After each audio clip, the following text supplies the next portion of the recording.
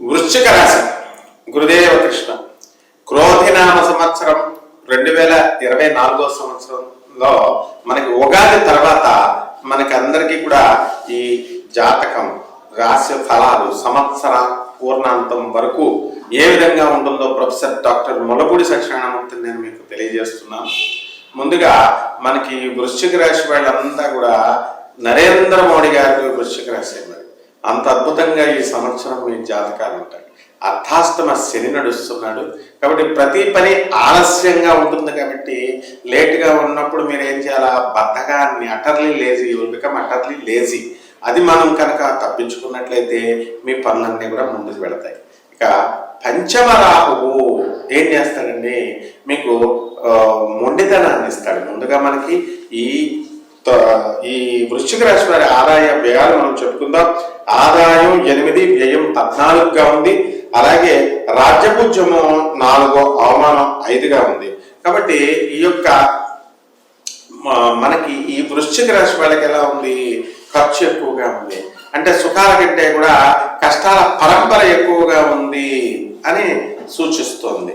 అంటే మనం ఈ యొక్క వృశ్చిక రాశి వాళ్ళకి మరి షష్టమ స్థితిగతుడైనటువంటి గురువు మీకు శత్రువుల్ని మిత్రులుగా మార్చేస్తాడు.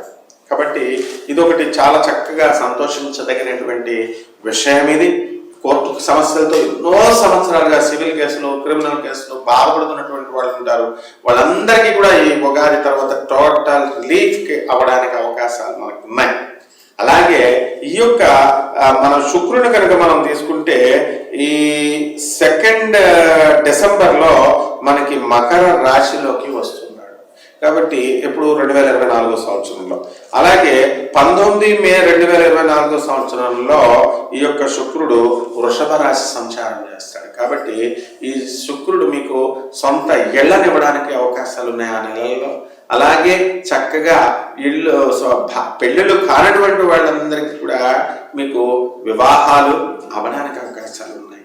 కాబట్టి ఎక్కువ కట్నం, భార్య ఎక్కువ జాబు, జీతాల కోసం బ్రహ్మచారులుగా మిగిలిపోయినటువంటి వాళ్ళందరికీ కూడా టోటల్ రిలీఫ్ అన్నమాట. ఈ సంవత్సరం మీకు వివాహాలు అయిపోతాయి. కాబట్టి దురాశకు వెళ్లకుండా, కట్నాల మీద ఆశ లేకుండా, ఫ్రీగా వచ్చేదాని మీద ఆశపడకుండా మీ కష్టార్జితాన్ని నమ్ముకునే విధంగా మీకు గురుగ్రహం అనేటటువంటిది ఏప్రిల్ 22, 2024 సంవత్సరం నుంచి మీకు చేస్తుందన్నమాట.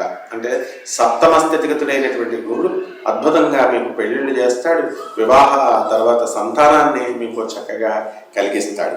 ఇకపోతే మనము ఈ యొక్క రవిని కనుక మనం తీసుకున్నప్పుడు మనకి 16 సెప్టెంబర్ 2024 సంవత్సరంలో కన్యా రాశి ప్రవేశం చేస్తాడు.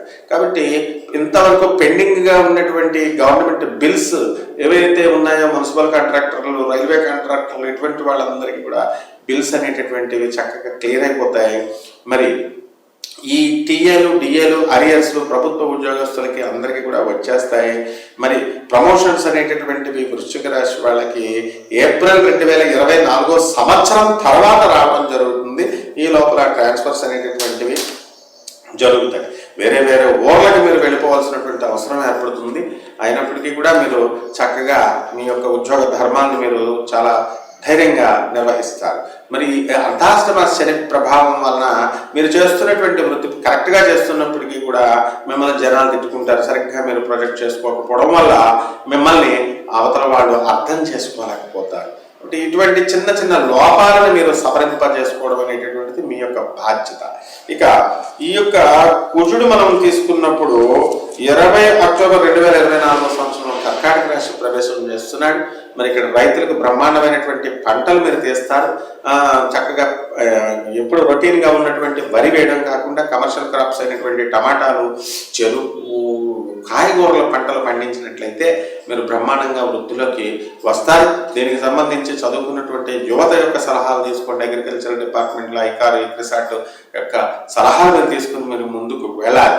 ఇక ఈ యొక్క వృశ్చిక రాశి వారికి మరి ఈ వాతం జబ్బులు రావడానికి అవకాశం. అంటే పక్షవాతం అని భయపడకండి. మామూలుగా శుభ్రంగా వాత, పిత్త, కఫ శరీరాలను ఉంటాయి. కాబట్టి ఈ నరాలకు సంబంధించి ఓవర్గా ఎక్సైట్ అవ్వకుండా ఏ విషయమైనా చూసినప్పుడు అలా జాగ్రత్తలు తీసుకోండి. అలాగే ఈ యొక్క బుధుడు మనకి 25 ఏప్రిల్ 2024 సంవత్సరంలో మీనరాశిలో సభ్య దశలోకి మనకు వస్తున్నాడు. కాబట్టి మనకి సివిల్ ఇంజనీర్స్ ఎవరైతే ఉన్నారో, మరి సివిల్ కన్స్ట్రక్షన్లో ఉన్నవాళ్ళు, రియల్టర్స్, బిల్డర్స్, వీళ్ళంతా అత్యధికమైనటువంటి ఆదాయం సంపాదించడానికి అవకాశాలు ఉంటాయి. అలాగే మీరు చక్కగా ఈ అన్ని రకాల వ్యాపారాలు, అంటే ఈ టెక్స్టైల్ ఇండస్ట్రీ, హోటల్ ఇండస్ట్రీ, ఎప్పుడు అమ్మేటటువంటి కిరాణా షాపులు, డిపార్ట్మెంటల్ స్టోర్స్, ఈ వ్యాపారాలు చాలా బాగుంటాయి. ఎలక్ట్రానిక్స్ వ్యాపారాలు జోలికి వెళ్ళొద్దు, సాఫ్ట్వేర్ కంపెనీలు పెట్టొద్దు, ప్రాజెక్ట్స్ రావు మీకు. కాబట్టి ఈ యొక్క శని జోలికి వెళ్ళొద్దు, అంటే ఆయిల్ వ్యాపారాలు, ఎరుప వ్యాపారాలు వెళ్ళొద్దు.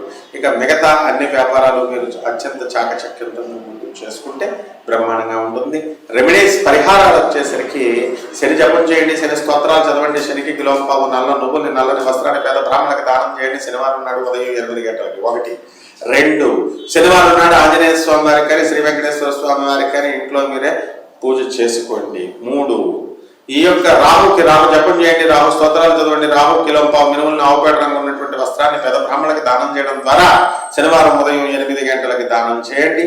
ఈ విధంగా చేస్తే కనుక రాహుకి మీరు ప్యాసిఫై అవుతాడు.